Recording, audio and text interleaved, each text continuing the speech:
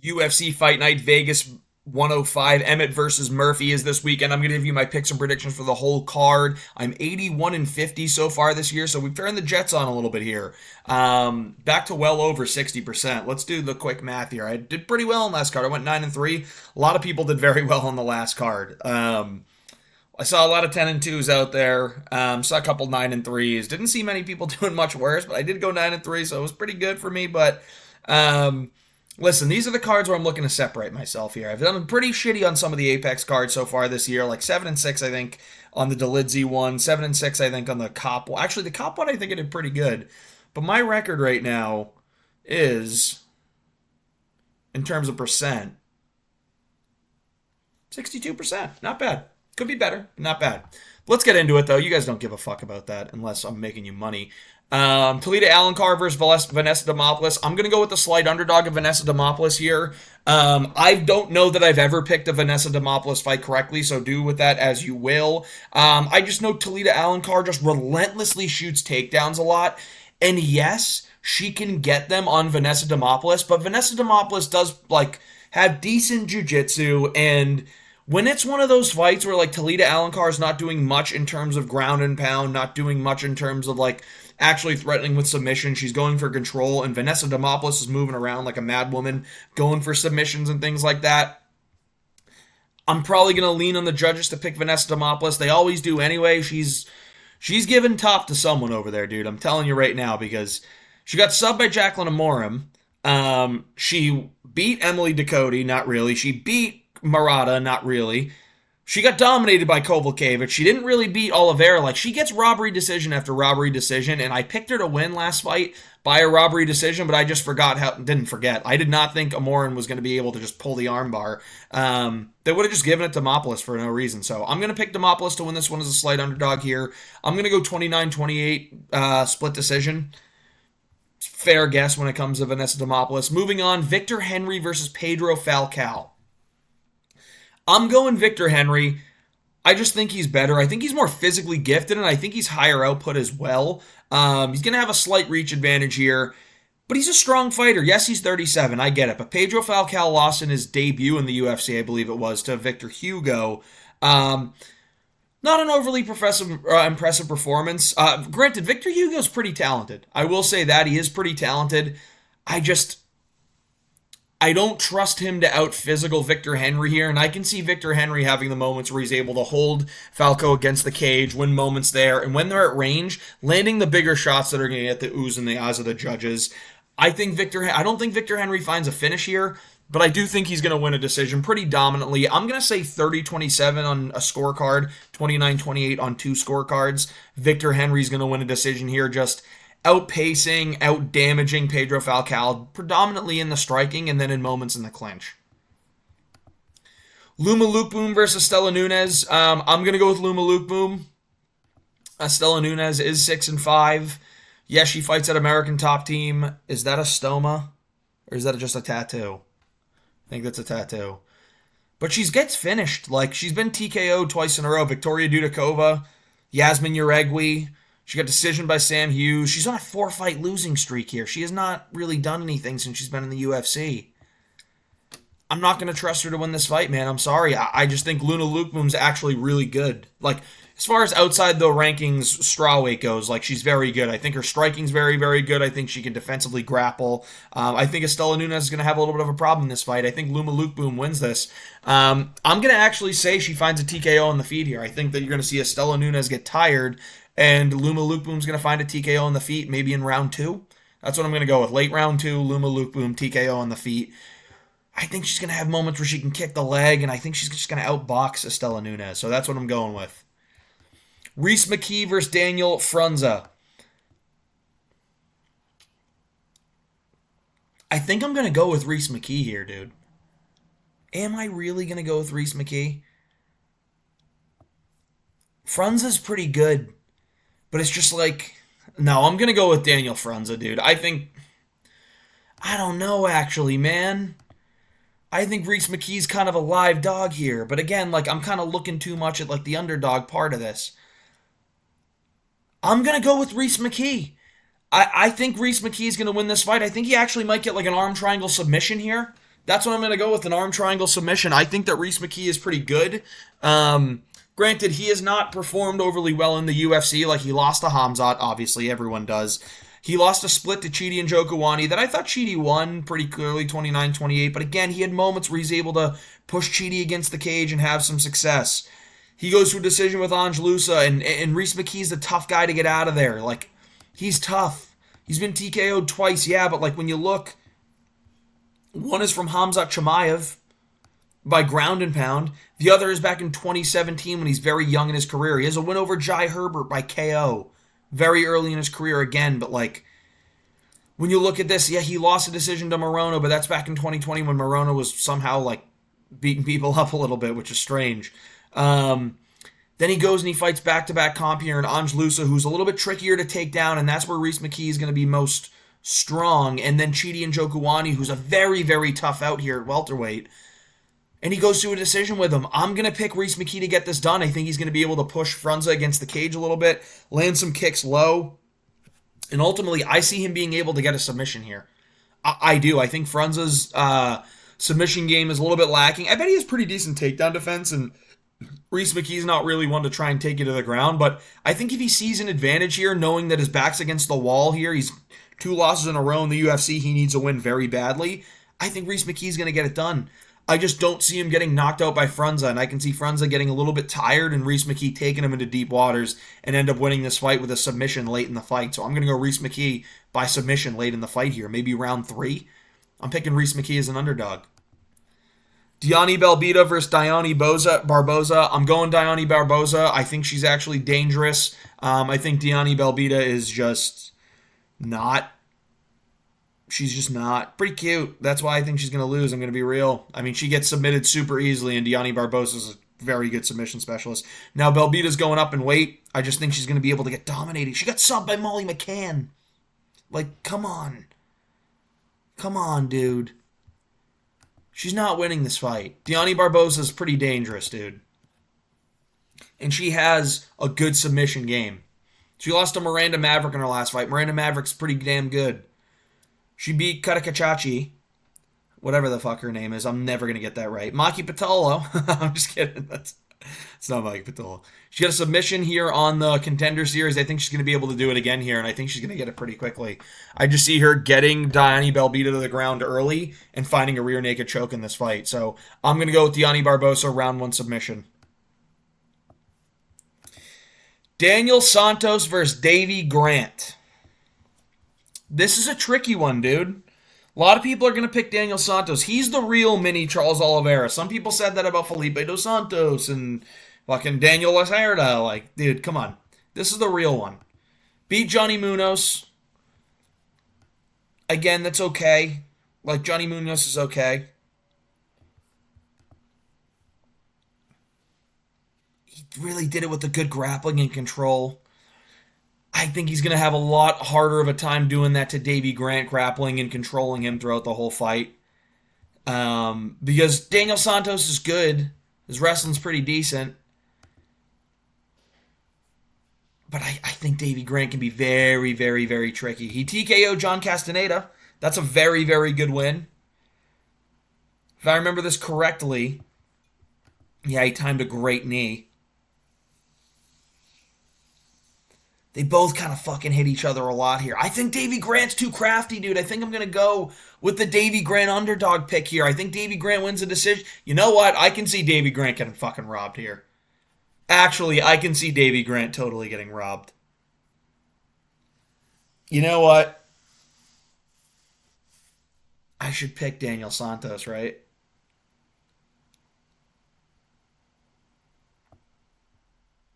I should. I'm going to pick Davy Grant, dude. I'm going to trust the judges. They were good in Mexico City, man. They were good. And there was like times where I thought they were just going to rob the fight, but like the fights were so clear there. I think this is going to be a close one. I think Daniel Santos is going to be very dangerous early in the fight. But I think Davy Grant's going to be able to out-cardio him, outpace him, outpoint him in those last 2 rounds and win a 29-28 decision. I'm going Davy Grant, dude. I think his low kicks are very, very good, and he's going to tally up the points with that. And I think he's very good at getting out of the way of big shots. Big pause. He hasn't been KO'd in his career, dude. Like, and that's what I would take Santos to do, is to KO him. And granted, he could submit him, but when was Davey Grant really getting submitted? Like, he pieced up Ramon Tavares. He went to a split with Daniel Marcos that a lot of people think he won. He submitted Rafael Assunção with an inverted triangle. Lost a split to Yanez that a lot of people think he won. He smoked... Like, realistically, this guy is on a fucking 5-fight win streak. Like that, when you look at this, he's kind of on a 5-fight win streak. He KO'd fucking Jonathan Martinez. He lost a decision to Cheeto. Like, when did he get submitted? Back in 2018, 2016, 2013, 2009? His submission defense has gotten so much better. I don't think Daniel Santos is going to be able to finish him here, and I think Davey Grant's going to win this decision. They've robbed him so many times, it's not going to keep happening. I'm going Davey Grant to win a decision here, 29-28. Moving on, Luis Gurul versus Ode Osborne.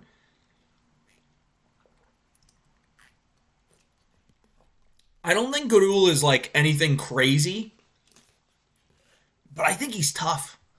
I think he's a very tough, gritty guy. Tough, gritty fighter, tough guy to get out of there. And I don't think Ode Osborne's going to flash knock him out. And I do think Ode Osborne's had some trouble with his cardio in the past, had some trouble in the grappling at times. Now, Gurul is not like this insane, really good grappler, but his grappling defense is pretty good. The fucking reach is such a problem, dude. It really is. But I'm going to pick Gurul to get this one done. I think he's going to have moments where he's landing big in the boxing. Like, as far as I think Ode Osborne's going to have some success with his jab and the straight left. I think when they get in the pocket, Gurul's going to have the more pop in his shots, and he might knock Ode Osborne out a couple times. So I'm going to pick Luis Gurul to win this fight. I might pick him to get a fucking flash knockout if I'm being real. Those are good guys he got subbed against, though. He did arguably beat Ronaldo Rodriguez. I'm going to pick Luis Gurul here, dude. I think it's just going to be a Contender Series plot armor thing. Luis Gurul by decision. That's what I'm going with. Torres Finney versus Robert Valentin. I am going to start this out by saying I think Torres Finney is tremendously overrated. A lot of people go, dude, this guy, he can be a fucking problem. Well, because yes, if you're doing videos like this, you've watched the Contender Series. You've seen him on there winning a fight by decision, submission, and TKO. But there's a reason he didn't get into the UFC until his third Contender Series fight.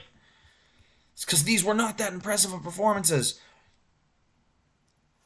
They weren't. He got a sub in like a very underwhelming... Like, granted, it was in the second round, but I remember that fight being so underwhelming. This fight with Roaston sucked. In this fight, he looked good. He went out there and he wanted to get the finish, and he got it. This guy's got good ground and pound. He does. But I think Valentin's very active. I don't think Torres Finney's that good. That being said, I do think Torres Finney's going to win a decision here. I think he's going to be able to get the takedowns. I think he's going to get the takedowns against Robert Valentin in this fight and be able to just boring, stink it up, hold him on the ground the whole time and win a 30-27, 29-28 decision. It'll be 30-27 on two scorecards, 29-28 on one. I think Robert Valentin's much better in the striking. I think Torres Finney does have some power, but his path to win this fight is to just relentlessly get takedowns and get ground and pound going.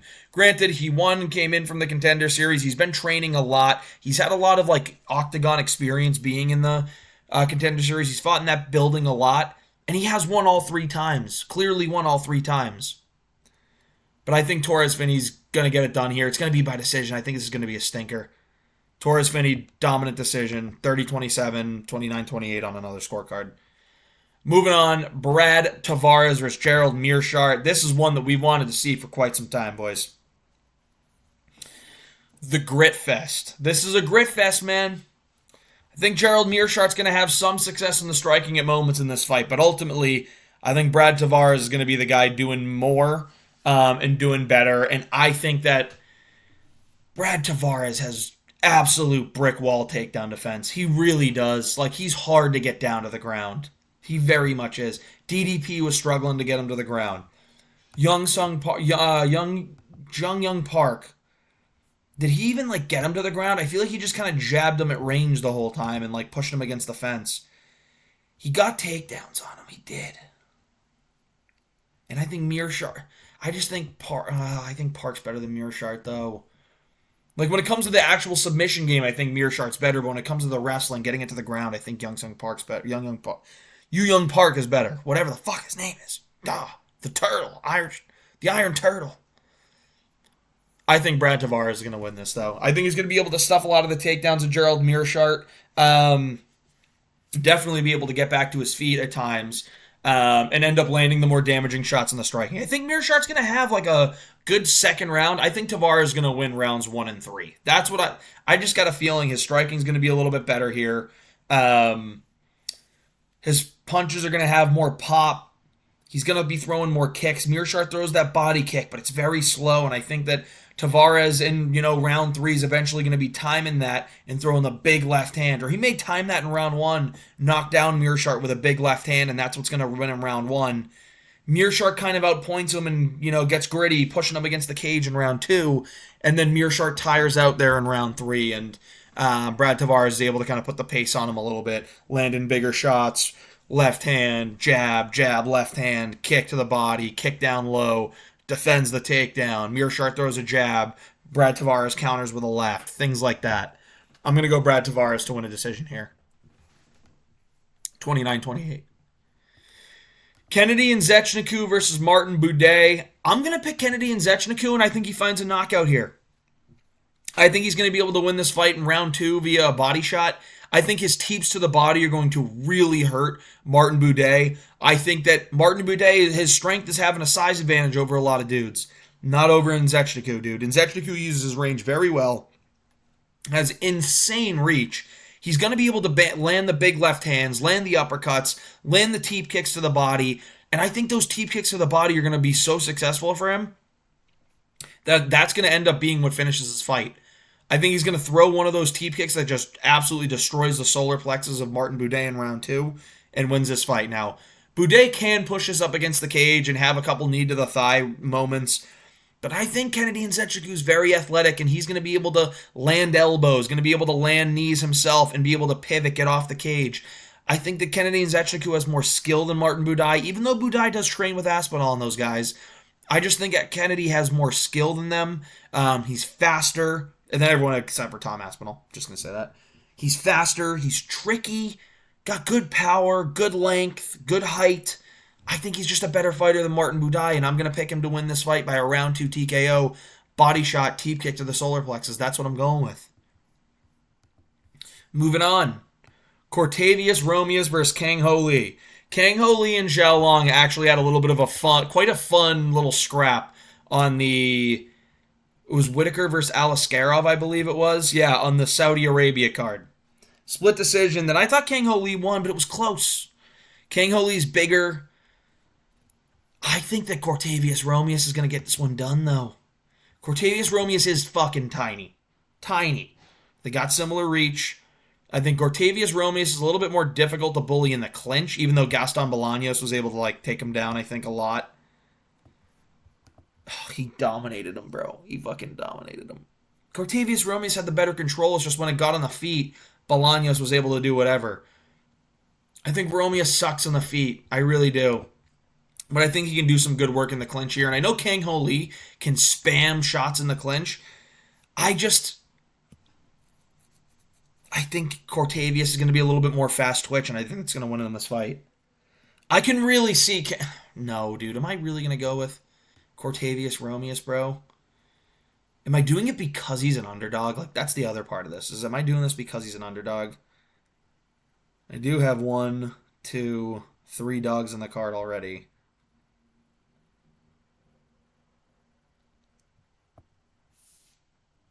I think Kang Ho Lee does a really good job of throwing knees when they get in the clinch, and I can see this being one of those fights that they fight in the clinch a lot.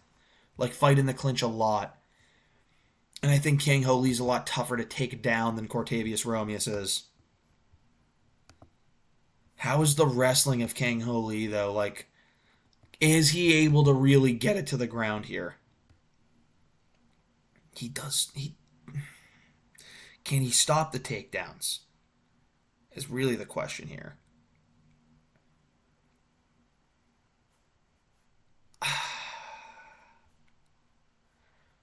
think I'm going to go with Cortavius Romeus. If I'm going to be real, dude, I want Kang Ho Lee to win because I just think he's kind of fun. Like, he is more fun. And I do think Cortavius Romeus is shit. Like, don't get me wrong. I think he's shit, but I think I got a feeling he's getting this one done, man. I think he's going to win a 29-28 blob decision. This is going to be a terrible fight. Kang Ho Lee is going to try and make it fun by spamming knees in the clinch, but I think Cortavius Romeus is going to be able to time when those knees are coming in, be able to trip Kang Ho Lee, get the takedown, and dominate and control. I'm going to go Cortavius Romeus to win a decision here, 29-28. A lot of decisions. Won't be happening in this fight, though. Pat Sabatini versus Joe Anderson Brito. I'm picking Joe Anderson Brito to win by round 1 knockout. I think Pat Sabatini does very well against other grapplers when they want to engage in the grappling. But when someone's super dangerous standing in front of him and can absolutely hurt you on the feet, has knockout power, I just think he has the ability to get knocked out. Like, he kind of folds a lot in this situation. I don't want to say folds a lot. Because, like, look, his submissions are insane. If this gets into the grappling, Brito's going to be in some problems. But, like, when he fights someone physical like Diego Lopez, KO'd, right? Jonathan Pierce is physical too, but he's not really trying to punch you out. Sabatini was able to just get on his back and just submit him. I think Brito's submission defense is better than Jonathan Pierce's too, but if he gets on the back, like, I think Brito's probably getting subbed. He subbed Lucas Almeida, nothing too crazy. Damon Jackson he got knocked out by. Like, he can get KO'd, and he does get KO'd. I think Joe Anderson Brito is going to absolutely beat his ass. I'm going to be real. I think Brito's very good, very dangerous. I think it's going to be a right hand down the middle that hurts him, but I think the low kicks are going to fucking crush Sabatini early. I think Brito's going to land a couple of really good low kicks. Sabatini's going to start reaching for that leg down low, and that's when Brito's going to be able to like feint a low kick, throw a big right hand down the middle, and absolutely starch Pat Sabatini. I'm going round 1 KO for Joe Anderson Brito in this fight. I think he's due to spark plug him. I think he absolutely sparks Pat Sabatini in this fight. Now the main event, Josh Meaty Hooks Emmett versus Lerone Murphy. Big Meaty Hooks does not prevail in this fight. He's taken a lot of time off. He's had about, 16 months off now? His last fought in December when he knocked out Bryce Mitchell, December of 2023 on the Colby versus Leon card. That's how you know it's been a while.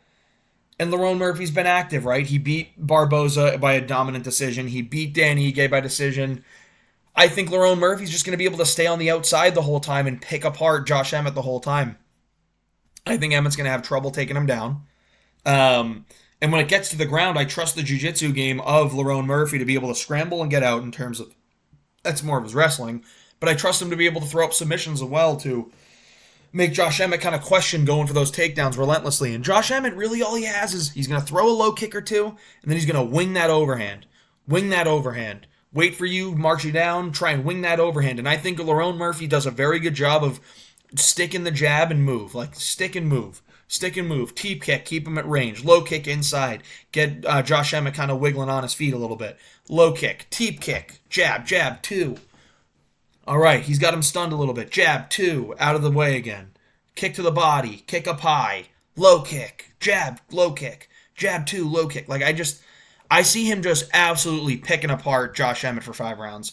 I think he wins this fight 50-45, staying on the outside the whole time, absolutely just using his kicks very well and just beating up Josh Emmett, really. I think it's going to be one of those fights where there's going to be a lot of visible damage on Josh Emmett. You're going to be like, I didn't see anything land too crazy. Like, Lerone Murphy landed on him a million times, yeah. But it's just going to be an accumulation of damage, and that's what's going to show on Josh Emmett's face and his body, so I think Josh Emmett struggles with this weight cut as well.